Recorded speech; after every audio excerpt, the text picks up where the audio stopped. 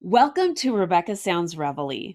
This episode really excites me because the guest I have to bring to you shares the same passion that I have. She is so passionate about helping both survivors of trauma and abuse on their healing journey that she exudes with the passion in many areas of what she does. I've got to tell you that her work is an outgrowth from recovery of her own childhood, well, incest and addictions. And often we don't like to talk about that, but really we need to, because as many of you know, things that happen are often done behind closed doors, and we don't want to address those things. And that's one of the things that allowed me to start this show, the radio, the TV show, the things in domestic violence and trauma. I wanted to ensure that I could help change others in the direction that made their lives better and enrich them and empower them with resources. And that's exactly the things that my guest today also does and is going to bring to you. She has worked in mental health for many, many years, since the 70s, and she has earned her master's in social work from Hunter College in New York. Later, she trained at the Gestalt Institute and eventually opened her own private practice. I love this. I absolutely love this.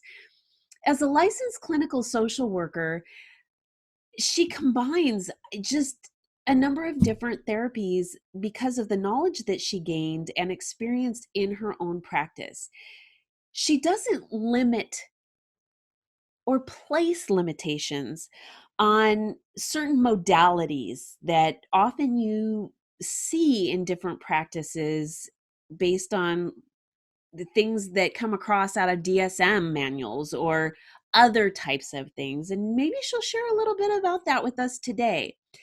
But it's all about the client's needs, because ultimately they're going to vary, and she focuses all on that. She believes that, well, there's many roads that really lead to an individual's healing, and she works with these individuals on their own, as couples, and as a total family, both in recovery from drugs, alcohol, food, codependency, sex, and love addiction, as well as people that suffer from post-traumatic disorder. And, well, trauma and abuse.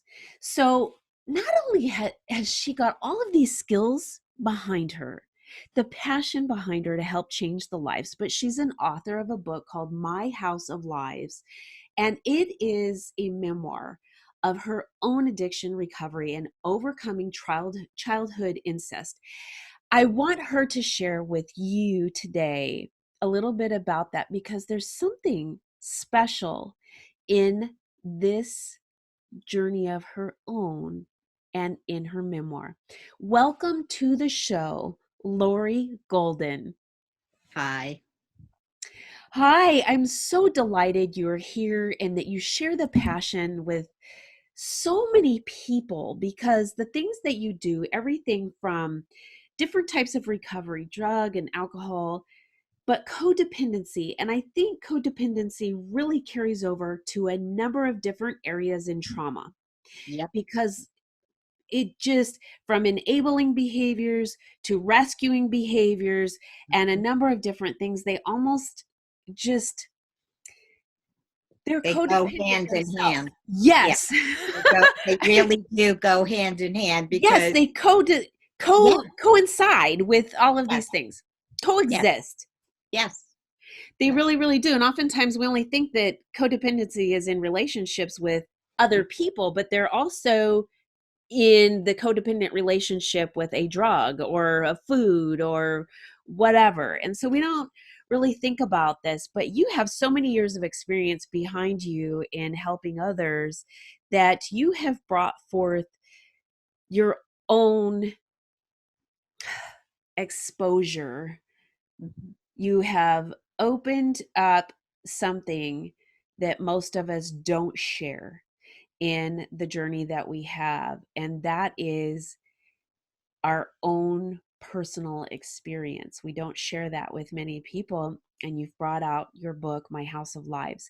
Can you tell us a little bit about how you came about not only writing your book, Mhm. but presenting this to the world? It's been quite a journey. Yeah. By the way, codependency for me had been survival because I needed to know what room everyone in my mother was in, my father was in. I was tuned in to my external world, not my internal world.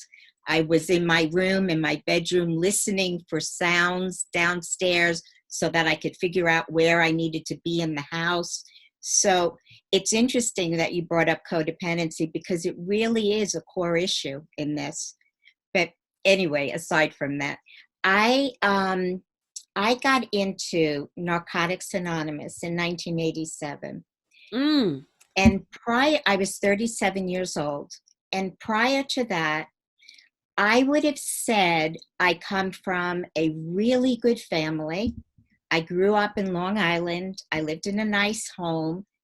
We went skiing every weekend. We went camping. We had a boat. We went boating every weekend. It was such a nice upbringing. In 1987, I reached a bottom in using drugs. And at that point in my life, my main drugs were Valium. okay, I was just going to ask you your drug of choice. And Hmm. at that point, it was Valium throughout the day and sleeping pills to help me sleep throughout the night. Prior to that, I had experimented a lot and I had done a lot of different kind of drugs.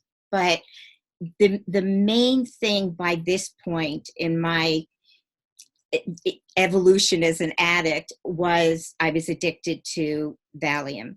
And I didn't know it. I kept thinking I got it from doctors. Doesn't mean I can't possibly be an addict. To me, an addict is someone who's shot intravenously heroin because I grew up in a neighborhood where 5 of the people in that neighborhood were shooting heroin. So I watched the the progression of heroin addiction in these people. And I said, I'm not anything like that. Well, it ends up I am. And I got into Narcotics Anonymous. I moved from New York. I did a geographic and I came out to San Diego. And a year later, I hit my bottom.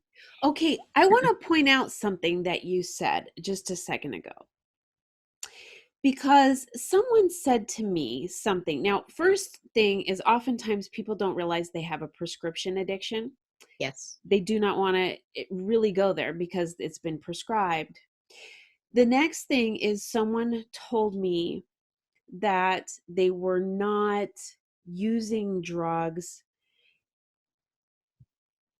like uh, smoking hash or something to that effect, that really wasn't a drug.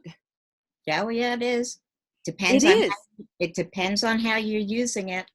And so I think oftentimes people perceptualize certain types of drugs or a drug addict only when it comes to someone that's injecting.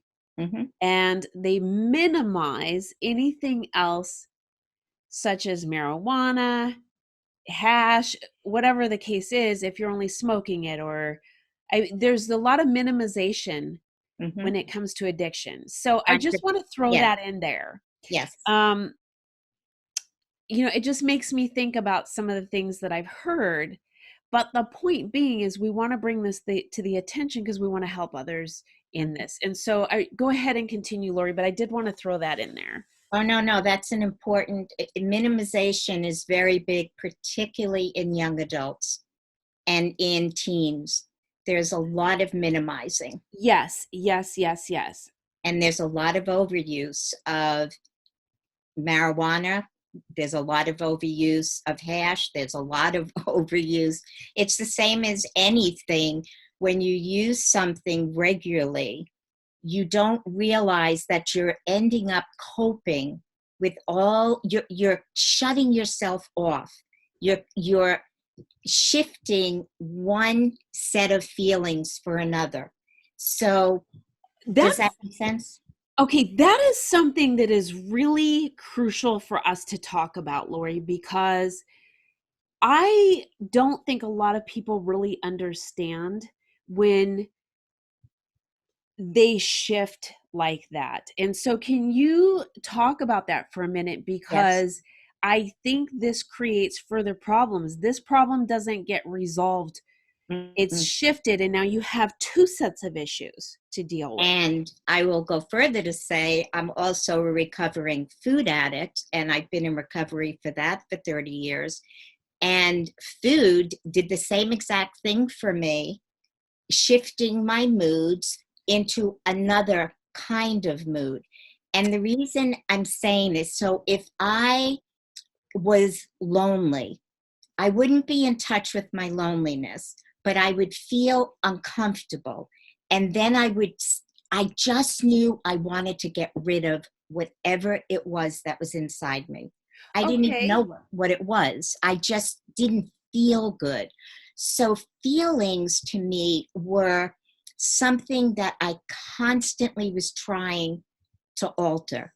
And by Okay. altering, if one sec, if I'm lonely, and I don't know I'm lonely, and I go and I smoke weed. Okay. And every time I have that feeling, I go and I smoke weed. I never ever bring in my a real sense of cure for loneliness because I use the pot to ease the loneliness. And this is true for a lot of feelings across the board, especially children growing up in dysfunctional families. You find, I mean, I used food to numb myself, sugar. I mean, Okay. That's where I wanted to go. And that's what I wanted to ask you. Is the real culprit with food addiction sugar because of the endorphins? for me, it was. For Okay. other people, it's starch. You know, it can be, Oh, but it all kind of metabolizes as sugar in the body anyway. I get it. I get it now that you say that. Okay, this now I get it. I get it. Yeah, I just when you said that, it just the bells and whistles went off instantaneously. When you said starch, I said, "Okay, that's a conversion." yeah, exactly. So, when you put all of these things together, really is amazing to think about that because even when someone gives up one addiction, they can go to another addiction, such as you give up, like you'll hear people say, well, I gave up smoking and gained 10 pounds because now I'm eating more. Yes, yes, yes. And But that the happened to me with sugar. I gave up drugs and I couldn't stop eating sugar. That's all I wanted was sugar. okay, this is really interesting. And so to recover from sugar, and you mentioned 30 years, I want to talk about that for a minute because I think ultimately that is a key player in certain things. If we can look at just something, and I'm not saying this is simple because a lot of people have addictions to food and sometimes an addiction of not food. There's a lot of eating disorders. So I Right. want to talk about that just for a second because it plays out in these other areas. So let's look at the food addiction just for a second, Lori. And you have been in recovery of that for 30 years. How do you stay away from sugar? And I will tell you, had an interview with somebody a few months back who said, I am a recovering food from a sugar addict. And I had never heard of that before. I was fascinated by it, but I didn't ask. And I want to know, how do you recover from that? And not only that, stay away. How do you, I mean, It's not easy to get continuous abstinence from sugar.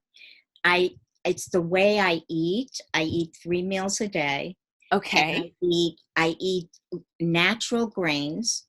I eat vegetables and fruits and proteins. I don't eat refined. I stay away from sugar, wheat, and flour. Now, sugar, sugar, wheat, wheat, and and flour, flour. Got it? Okay. because the sugar, the wheat and the flour end up processing in the body and create sugar cravings. The way the body metabolizes it. Now, I don't know all the ins and outs of that, Oh, wow. but it does set up a craving. So could I have done this alone? No. I'm in a 12-step program, and I have been for years.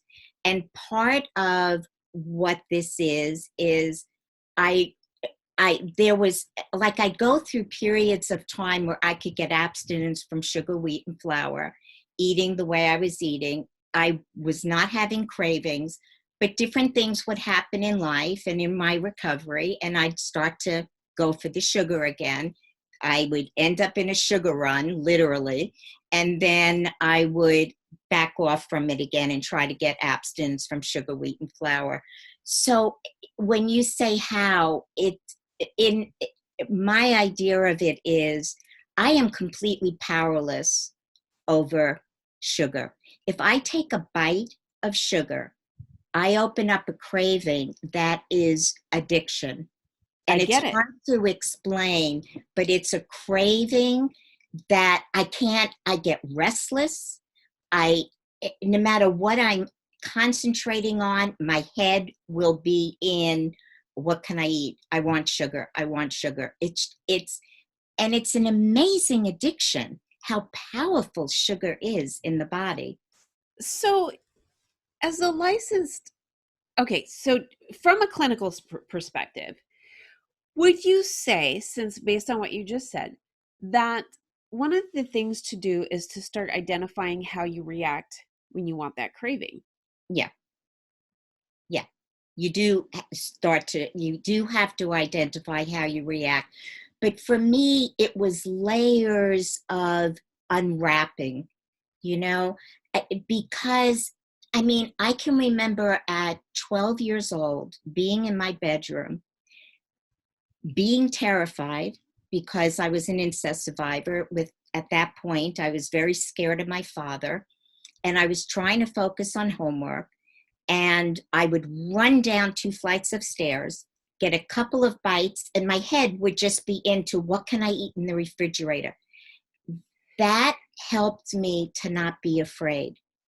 It Okay, I switched get it. from being afraid to, what can I eat? And I would run down, I'd get some bites of ice cream, I'd run back up so I didn't have to, so I could get out some energy. And the whole process would start again. And so as I was growing up, food, the moment I really obsessed or thought about food, it immediately took away the feeling that I was experiencing the moment I had put food in my mouth, put sugar in my mouth. It would immediately take it away. And that's like a learned behavior over time. So Okay. a lot of people have learned to anesthetize their emotions by stuffing themselves with food and binging or not eating.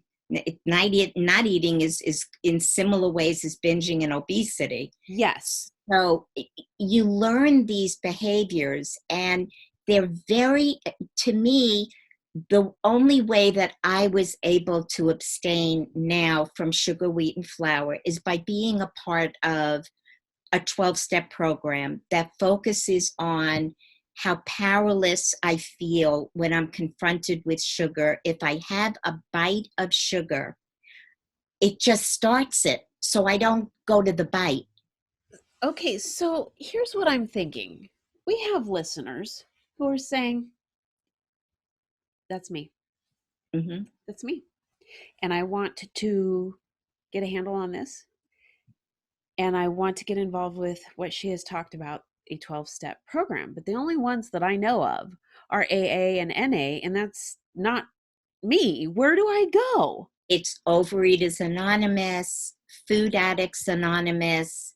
They have, there's telephone meetings on the websites for Food Addicts Anonymous and Overeaters Anonymous for people who don't have access.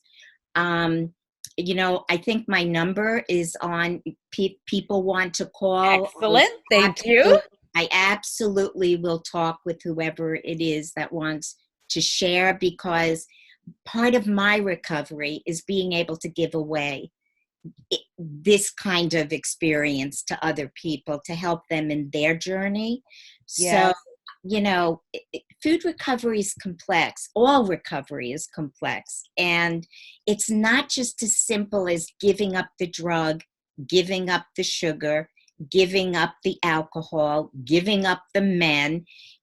That's when you start recovery, is when you abstain from these things, and then you start to get deeper into yourself. And that's what happened to me in 1987. I gave up the drugs and I started having flashbacks of sexual abuse. So the first thing I want to say is, for anyone who is listening, if you have been apprehensive to talk to somebody and you want to talk confidentially because you're not at a position or haven't been in a position where you feel like you've wanted to admit to something, but you Mm-hmm. just kind of want to talk and see where this goes, Lori is there to assist you in your journey to make your life better. So that's the first thing. More than happy to do that.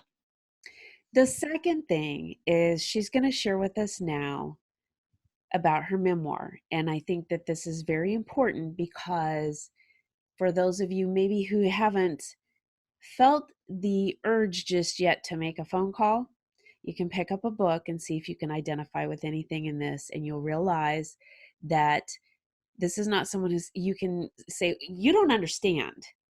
Mm-hmm. She understands. So Yeah. let's hear a little bit more, Lori. Okay. So in 1987, when I announced myself as an addict, I thought, this definitely is in conflict with my nice upbringing. It didn't match. And I started increasingly getting symptoms of PTSD. Now, I had always had symptoms of PTSD, anxiety, flashbacks, nightmares, but I medicated with sleeping pills. I took Valium so I didn't have to feel the underlying terror that was going on inside of me day to day. So when I came off drugs, I was like, I started feeling terror. I started feeling I couldn't sleep. I didn't know what to do with myself. I had always had trouble reading and I couldn't sit still. I couldn't sit still long enough. I was always an athlete, so I would swim or I'd bike ride or I'd run or I'd do different activities to try to calm me down so that I could be in my apartment at night. And I noticed I was very functional during the day. I felt like I put on my work clothes, my nice skirts, my nice tops, and I went out. And at that time, I was also a therapist, but I was clueless about sexual abuse in myself. I had no memory of it whatsoever. So I had amnesia with my trauma. And what that means is suddenly at 37, this first 6 months of recovery, I'm in my living room. I'm absolutely paranoid that somebody's going to break in and hurt me. I'm in the shower. I pull my shower curtain across, like in the movie Psycho, because I think somebody's right outside my bathroom and is going to get me. And Uh-huh. this constant feeling of something's going to get me. At that point, I didn't understand I was a sexual abuse survivor. I Yeah. just started with these panicky, uncomfortable feelings at night. And I felt like a little girl. I felt like a scared little girl. And soon I started having memories, flashbacks. I started seeing myself sitting in the corner in the hallway of my home where I grew up, knowing that why am I in the hallway, knowing that I'm terrified. And it's like I saw myself sitting there frozen, like at 7 or 8 years old, and I couldn't move. And I kept looking at this image. I drew it in my book because at some point I got in touch with art. And I ended up trying to make sense of why am I sitting in this corner? And then it slowly, progressively started. I had images of being in my bedroom at night and alligators being in under my bed and snakes and butterflies on my wallpaper coming alive. I was like, it was a terrifying experience. And I Okay. knew that I got into the hallway so that I could get to my parents' room, thinking that I would have safety. So that's literally how it started opening up to me. When you started experiencing this, Lori, did you start applying some of like the Freudian things that you had learned, these theories that you had learned? Not so much Freudian, because I've never been in that kind of therapy before, the Freudian kind of therapy. And at that time, I was actually in Gestalt I therapy. was And just going to say, because Gestalt is huge. I mean, I am not a big Freud fan myself, no, even though I've learned a lot. yeah, Um, just because I don't believe everything equates to a no, certain thing. no. Uh, but I just wondered, if there was a certain applied theory that came to Yes. mind, or if you were just starting to recognize things, and that Yeah. was kind of it for right at that moment. I think for right at that moment, what I was recognizing is connecting with that little girl, and really seeking information. I felt like I needed to hear what this little kid sitting in the corner, getting out of her bedroom. I kept feeling like I needed to tune into that little girl. Yes, And I yes, do a lot of work today with reparenting, you know, that's a word nurturing. many people are not familiar with, reparenting. It's kind of like seeing myself as a little girl and really bringing in the adult part of me to take care of that little girl. And, you can have visualizations cover a wide range of things. You can sit and close your eyes. I mean, I would hold a pillow and really feel like I was holding myself as this little girl. But I pictured me sitting, going as an adult in this visualization and sitting down next to me in the hallway and having a conversation, an image of me talking to this little girl who's me and asking, what are you so scared of? Why are you sitting in this corner? It was like a mystery to me. And slowly, I just began to get information about what what I was so afraid of. In the rest of the hallway, there was these um, like the banisters from Stairway. It went down Yes, the hall, and yes. behind those banisters, I pictured a huge ape, and that ape wanted to pull me in and harm me. And I was terrified of that ape, and I knew I had to get past that ape in order to get to my parents' bedroom. As a child, I dissociated. The ape was what I was scared of, not my father. So Interesting. as a Okay. child, Okay. I developed a fear of a monster, so to speak. And I was afraid of this monster that was going to get me, not my father. Interesting. It's very, kids can do that really well anyway.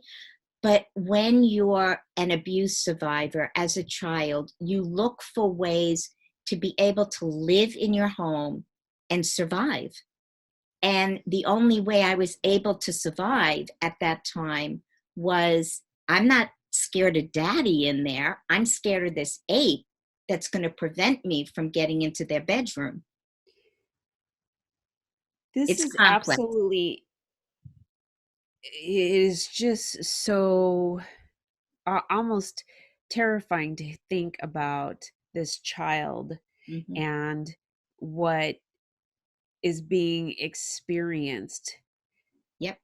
That is horrible. It Mm. is very horrific. And you share this in your book, My House of Lies. It is available now. Hmm. Tell us where the audience can find this, Lori, because you have so much to give, not only in your Yeah. book, but one on one. You're available. But I definitely want the audience to get a copy of this so that they can start healing in their own journey based on what you have to reveal Yeah. in your book. It's on Amazon. It's on Amazon, My House of Lies, under Lori Golden. And it's on my website. There The we link, go. yeah, it's on my website as well, LoriGoldenAuthor.com. There we go. I Yeah, want to thank you so much for the information that, oh, there's so much more we can talk about, and I I definitely know. want to have you back. But I I want know. to thank you for the information that we've been able to cover so far today and really share with the audience, because I think it's important and we do not talk about these things enough. There are things that have gone on in history, time from the beginning of time, that has stayed within the family, that is behind closed doors, nobody wants to talk about, whether it's incest, domestic violence, certain codependency issues, other types of things that are there. Everything seems to be behind closed doors, and the resolution doesn't happen and Mm. people don't recover. We just pass it down to the next generation, and those people end up on a journey of pain. And Yes. so if we can really help to stop that right now, and breathe recovery or and healing, and enrich somebody's life right now, and stop certain generational things from happening, I think this right now is important. And I want to thank you for sharing and talking about this with your life dedication based on your own issues, but since then, in helping others. And thank you. You're welcome. And I want to thank all of you for tuning into Rebecca Sounds Reveille. This has been a really tough talk today. A lot of us don't want to hear some of the things that we've shared. But if you've taken any bit of information, a little bit that might help your own personal life, or some of the information that might be applicable to somebody you know, please get in contact with us, whether it's me or Lori. We'll get your information Hmm. to you, whether it's auditory or visual, however it is that you learn that we can help in your healing process. Let us do that for you, because everything that we do is confidential. There is nothing, no person that we're going to share it with. We want to help you, and that's what we do. And I offer peer support. She's a licensed clinical social worker. She's got the information, and you've got to go to LoriGoldenAuthor.com. Connect with her on social media as well. Get a copy of her book on Amazon, My House of Lies. Thanks for listening. I ask you to share this episode with all of your friends, your family, your loved ones, colleagues, people you know, and those you don't. Thanks for tuning in.